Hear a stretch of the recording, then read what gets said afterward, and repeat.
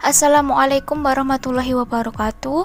Kami dari kelompok 5 kelas MPIA mata kuliah Psikologi Pendidikan yang beranggotakan saya Alivia Citra Resti, yang kedua Dewi Mila Rosada, yang ketiga Hanifah Miftahur Rizki, yang keempat Irfan Albas As-Saburi akan mempresentasikan materi yang berjudul Teori Belajar Kognitif. Untuk materi selanjutnya akan dijelaskan oleh rekan saya. Baiklah teman-teman, pada kesempatan kali ini saya akan menjelaskan tentang pengertian belajar kognitif. Belajar adalah suatu proses psikis yang berlangsung dalam interaksi antara subjek dengan lingkungannya dan menghasilkan perubahan-perubahan dalam pengetahuan, pemahaman, keterampilan, sikap, dan kebiasaan yang bersifat relatif konstan atau tetap baik melalui pengalaman, latihan praktek, maupun yang lainnya. Salah satu teori yang berkembang dan dipakai di dunia pendidikan adalah teori belajar kognitif. Teori belajar kognitif menjelaskan bahwa belajar dengan berfokus pada perubahan-perubahan proses mental, intelektual, internal yang digunakan dalam upaya memahami dunia eksternal. Proses tersebut digunakan mulai dalam mempelajari tugas-tugas sederhana hingga yang kompleks. Dalam perspektif kognitif, belajar adalah perubahan dalam struktur mental seseorang yang memberikan kapasitas untuk menunjukkan perubahan perilaku. Struktur mental ini meliputi pengetahuan, keyakinan, keterampilan, harapan, dan mekanisme lain dalam kepala pembelajaran. Fokus teori kognitif adalah potensi untuk berperilaku dan bukan pada perilakunya sendiri. Implikasi teori belajar menurut aliran psikologi kognitif dalam pembelajaran Wilhelm menyatakan bahwa hubungan psikologi kognitif untuk kepentingan pembelajaran di kelas adalah seperti hubungan kognitif untuk kepentingan fisika, untuk keperluan di bidang teknik, semisal jembatan. Memang pengetahuan tentang pikiran psikologi kognitif yang diperoleh dari percobaan tidak akan memberitahu cara guru mengajarkan anak-anak secara baik. Namun, psikologi kognitif dapat menjelaskan prinsip-prinsip pikiran siswa beroperasi sebagai pedoman latihan.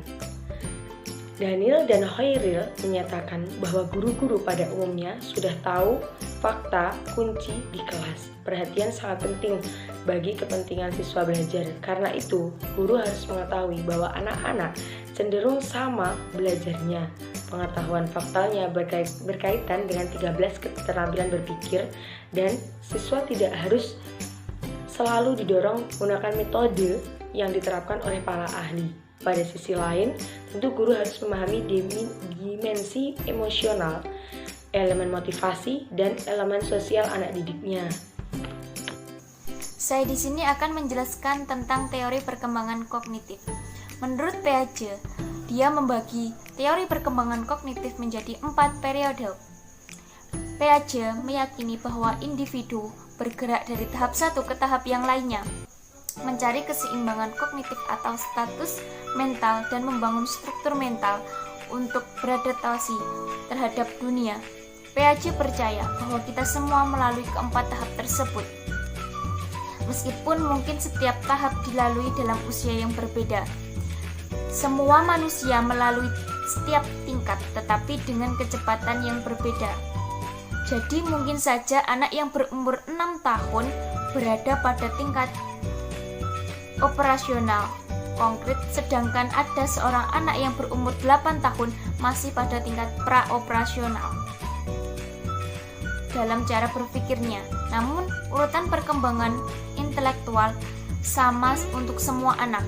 Struktur untuk tingkat sebelumnya terintegrasi dan termasuk sebagai bagian dari tingkat-tingkatan tersebut. Menurut Piaget, dia membagi 4 tahapan. Yang pertama yaitu tahap sensor motor, dilalui anak yang berusia 0-2 tahun. Sepanjang tahap ini, mulai dari lahir hingga 2 tahun, bayi belajar tentang diri mereka sendiri dan dunia mereka melalui indera mereka yang sedang berkembang. dan melalui aktivitas motor dalam perangkat ini, anak hanya mampu melakukan pengenalan lingkungan dengan melalui alat indera dan juga penggeraknya. Contohnya saja melihat, memukul, menendang, menggenggam. Skema tersebut akan diubah menjadi aktivitas yang dimulai sendiri. Bayi belajar bahwa menghisap menimbulkan perasaan menyenangkan dan membuat bayi merealisasikan tindakan untuk menghisap jari, selimut, atau pakaian. Yang kedua, tahap praoperasional pada anak usia 2-7 tahun. Pada tahap ini, anak telah menunjukkan aktivitas kognitif dalam menghadapi berbagai hal di luar dirinya. Aktivitas berpikirnya belum mempunyai sistem yang terorganisasikan. Anak sudah dapat memahami realitas kehidupan dengan menggunakan tanda-tanda atau simbol. Cara berpikir anak pada perangkat ini bersifat tidak sistematis atau tidak konsisten dan tidak logis.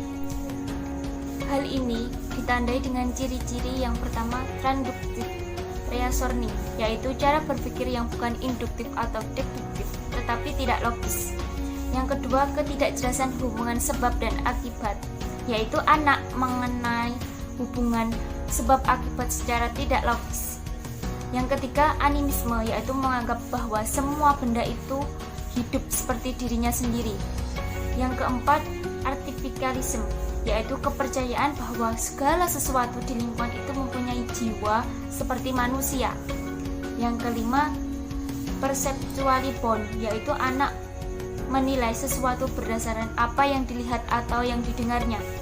Yang keenam, mental experiment, yaitu anak mencoba melakukan sesuatu yang menemukan jawaban dari persoalan yang dihadapinya. Yang ketujuh, centralization, yaitu anak memusatkan perhatian kepada sesuatu ciri yang paling menarik dan mengabaikan ciri yang lainnya. Yang kedelapan, egosentrisme, yaitu anak melihat dunia lingkungannya menurut kehendaknya sendiri. Yang ketiga, tahap operasional konkret, yaitu dilalui anak berusia 7-11 tahun. Pada tahap ini, anak sudah cukup matang untuk menggunakan pemikiran logika atau operasi, tetapi hanya untuk objek fisik yang saat ini. Dalam tahap ini, anak telah hilang kecenderungan terhadap animisme dan artikalisme. Namun, tanpa objek fisik dihadapkan kepada mereka, anak-anak pada tahap operasional konkret mengalami kesulitan besar dalam menyelesaikan tugas-tugas dengan cara logika atau berpikirnya. Yang keempat, tahap operasional formal, yaitu dilalui anak berusia 11 hingga dewasa. Pada umur 11 tahun ke atas, timbul periode operasi baru. Periode ini dapat menggunakan operasi-operasi konkretnya untuk membentuk operasi yang lebih kompleks. Kemajuan pada anak selama periode ini ialah ia tidak perlu berpikir dengan pertolongan benda atau peristiwa konkret. Ia mempunyai kemampuan untuk berpikir abstrak. Anak-anak sudah mampu memahami bentuk argumen dan tidak dibingungkan oleh sisi argumen, dan karena itu disebut operasional formal. Sekian materi dari saya. Untuk materi selanjutnya akan dijelaskan oleh rekan saya. Baiklah, di sini saya, Dewi Mila Rosada, nomor induk mahasiswa 206190015, akan menjelaskan poin yang selanjutnya, yaitu mengenai hubungan aliran kognitif dalam pembelajaran. Belajar merupakan proses manusia dalam memperoleh pengetahuan atau menguasai pengetahuan melalui pengalaman, mengingat, mendapatkan informasi, atau menemukan. Salah satu aliran yang mempunyai pengaruh terhadap praktik belajar yang dilaksanakan di sekolah adalah aliran psikologi kognitif. Aliran ini telah memberikan kontribusi terhadap penggunaan unsur kognitif atau mental dalam proses belajar. Aliran kognitif memandang kegiatan belajar bukanlah sekedar stimulus atau respon yang bersifat mekanistik, tetapi lebih dari itu, kegiatan belajar juga melibatkan kegiatan mental di dalam individu yang sedang belajar. Para ahli teori ini berupaya menganalisis secara ilmiah proses mental dan struktur ingatan atau cognition dalam proses belajar. Cognition diartikan sebagai aktivitas mengetahui, memperoleh pengetahuan, mengorganisasikan, dan menggunakannya. Aliran kognitif ini sangat besar pengaruhnya dalam proses pembelajaran. Akibatnya, pembelajaran di Indonesia pada umumnya lebih cenderung kognitif oriented, yang berarti yaitu berorientasi pada intelektual maupun kognisi. Perkenalkan, nama saya Irfan Albasaburi dengan NIM 201190035 yang akan menjelaskan tentang faktor yang mempengaruhi kognitif pada anak atau peserta didik.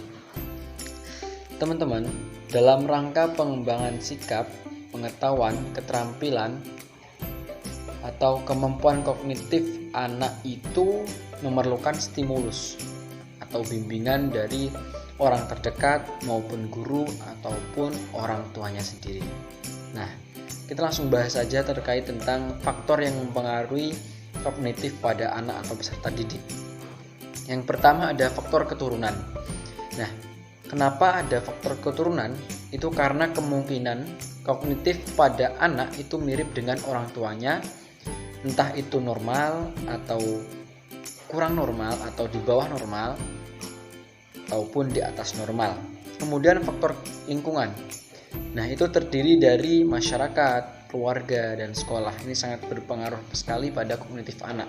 Nah, yang ketiga ada keluarga.